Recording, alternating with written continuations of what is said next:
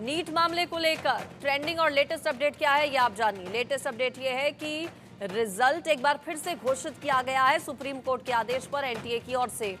NTA website पर upload result कर दिया गया है। सुप्रीम कोर्ट के आदेश के बाद रिजल्ट दोबारा से घोषित किया गया है। दरअसल इस बार जो रिजल्ट है वो सिटी और सेंटर वाइज घोषित किया गया है। कैंडिडेट्स की पहचान जाहिर नहीं की गई है सुप्रीम कोर्ट की ओर से, जैसा कहा गया था। गुरुवार को 18 तारीख को हुई सुनवाई में अब पूरे मामले की सुनवाई जो है वो सोमवार को 22 जुलाई को होगी। आज city wise centre wise result जारी किया गया है एनटीए की ओर से, जैसा कि सुप्रीम कोर्ट की ओर से ऑर्डर दिया गया था। और माना ही जा रहा है कि इससे काफी हद तक क्लैरिटी हो जाएगी कि आखिर कितने बड़े स्केल पर, कितने बड़े पैमाने पर पेपर लीक हुआ था नीट का।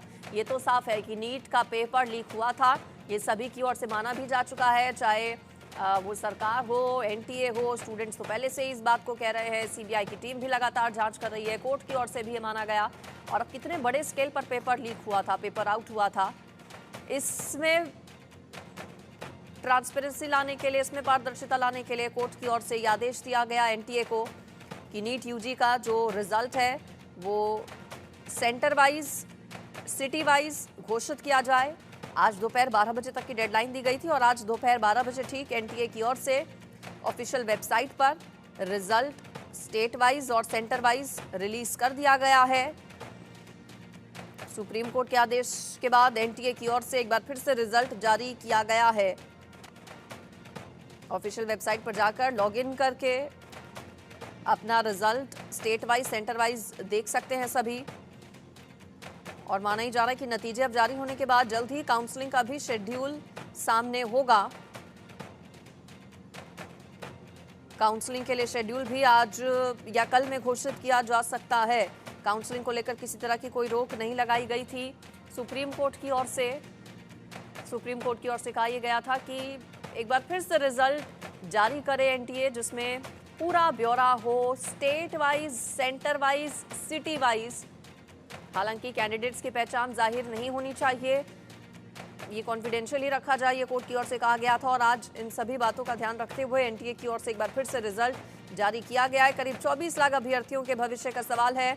करीब 24 लाख अभ्यर्थियों की ओर से रजिस्ट्रेशन किया गया था।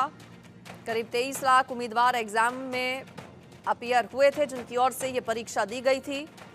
और आज एक बार फिर से एनटीए की ओर से सिटी वाइज और सेंटर वाइज रिजल्ट जारी किया गया है।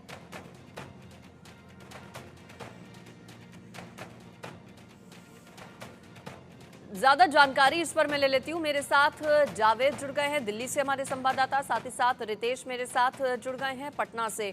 जावेद, पहले आपके पास आ रही हूं। कोर्ट के आदेश के बाद आज एनटीए की ओर से state wise, centre wise, city wise जो रिजल्ट घोषित किए गए हैं, उसके बाद अब आगे क्या और क्या मायने हैं इसके?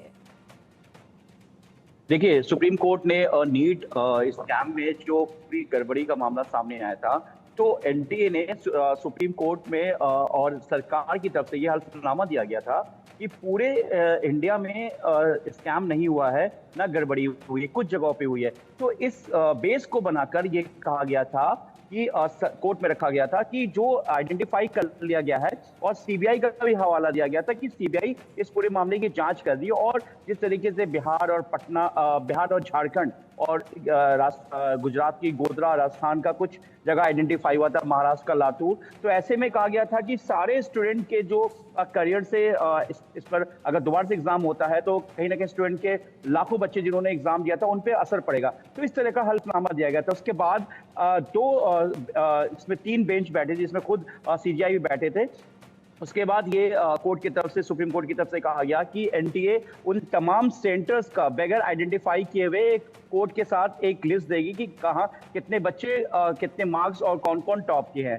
लेकिन इसमें यह है कि जो दोनों पहलू से देखा जा रहा है, कुछ जो ज्यादातर छात्र यही कह रहे हैं और जो कोचिंग से जुड़े हुए जो लोग हैं कि इसमें बच्चों का करियर कहीं ना कहीं पूरी तरीके से बर्बाद हुआ है, दोबारा से एग्जाम होना चाहिए। लेकिन अगर इन्वेस्टिगेशन पॉइंट ऑफ व्यू से देखें तो इन्वेस्टिगेशन में सीबीआई अब ये भी देख रही है, क्योंकि सबसे ज्यादा अहम आज का जो जो डिस्प्ले हुआ है वो सीबीआई के लिए बहुत मायने रखता है। जिस तरीके से सीबीआई बिहार और झारखंड में एक एक सीक्वेंस को लेके मैच कर रही है।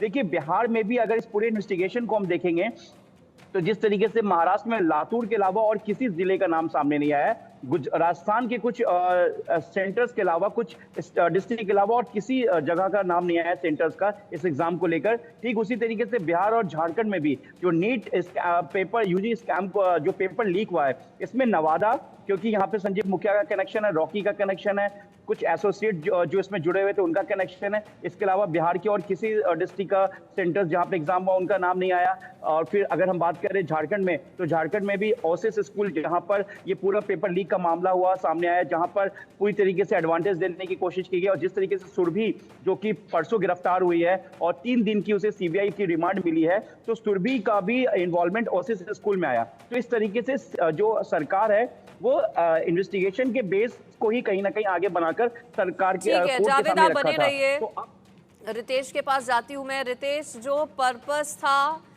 सुप्रीम कोर्ट की ओर से ये आदेश दिया जाना कि भाई आप सिटी वाइज और सेंटर वाइज रिजल्ट डिक्लेयर कीजिए, वो पर्पस क्या अब सर्व होता नजर आ रहा है? क्या इसके मायने हैं? क्या इससे फायदा होगा?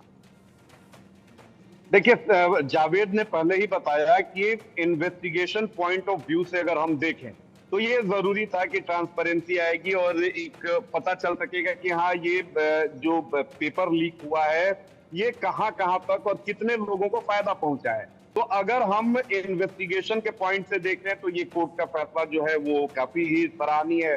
लेकिन दूसरी तरफ लगातार हमारे पास छात्रों के फोन आ रहे हैं, लगातार हम छात्रों से रायशुमारी कर रहे हैं। उनका साफ तौर पे कहना है कि जिस तरह से चीजें जब से रिजल्ट जारी हुआ है और जिस तरह से पशुपेश वाली कंफ्यूजिंग स्थिति है, अब ऐसे में रीनीट ही एकमात्र उपाय है, एकमात्र सॉल्यूशन है पूरे परीक्षा को लेकर। क्योंकि कभी कुछ हो रहा है, कभी कुछ बातें निकलकर सामने आ रही है, यानी स्पष्ट कहीं किसी तौर पर नहीं है, न जांच को लेकर कोई क्लैरिटी है, एनटीए की तरफ से कोई क्लैरिटी नहीं है। अब ऐसे में जो छात्र हैं उनका कॉन्फिडेंस काफी अब लो होते हुए दिखाई दे रहा है। वो काफी परेशानी में है कि क्या होगा, काउंसलिंग होगी नहीं होगी, रीनीट होगा नहीं होगा, कुछ खास सेंटर पर ही एग्जाम होंगे नहीं होंगे। लेकिन इन सबके बीच छात्रों का सिर्फ एक सवाल है कि आप ये पैमाना कैसे तय कर सकते हैं? आप किस पैरामीटर पर आप कह रहे हैं कि ज्यादा लोगों तक पेपर नहीं पहुंचा था? और चलिए ज्यादा लोगों तक भी पेपर नहीं पहुंचा, अगर एक व्यक्ति के पास भी पेपर पहुंचा और उसने धांधली के जरिए एग्जाम को क्रैक करने की कोशिश की, तो क्या ये एनटीए के व्यवस्था पर सवाल नहीं है? क्या ये जो मेडिकल प्रोफेशन है तो उसमें जो एंट्रेंस एग्जाम है, क्या उसकी विश्वसनीयता पर सवाल नहीं है कि अगर पेपर लीक हुआ, एक व्यक्ति के लिए भी अगर लीक हुआ है तो पेपर लीक हुआ और ये बहुत बड़ी चूक है। और छात्रों का यही कहना है कि चलिए आप सारी चीजें कर रहे हैं, इन्वेस्टिगेशन आप कर रहे हैं, ये आपकी जिम्मेदारी है। एनटीए अगर सहयोग कर रहा है तो आपसे भूल हुई है, आप चलिए आपका सहयोग करना जायज है। कोर्ट भी अगर हियरिंग कर रही है और इन्वेस्टिगेशन पॉइंट ऑफ व्यू से वो रिजल्ट जारी कराती है, हालांकि इसमें किसी कैंडिडेट के नाम को सार्वजनिक तौर पर सामने नहीं लाया गया है, तो इन्वेस्टिगेशन के लिहाज से ये काफी इंपॉर्टेंट है। बिल्कुल, अब देखना होगा कि इन्वेस्टिगेशन में कितना मददगार ये साबित होगा। और जो काउंसलिंग है उसको लेकर भी डेट्स बताया जा रहा है कि जल्द ही एनटीए की ओर से जारी की जाएंगी। अब निगाहें सोमवार को 22 जुलाई को होने वाली सुनवाई पर टिकी।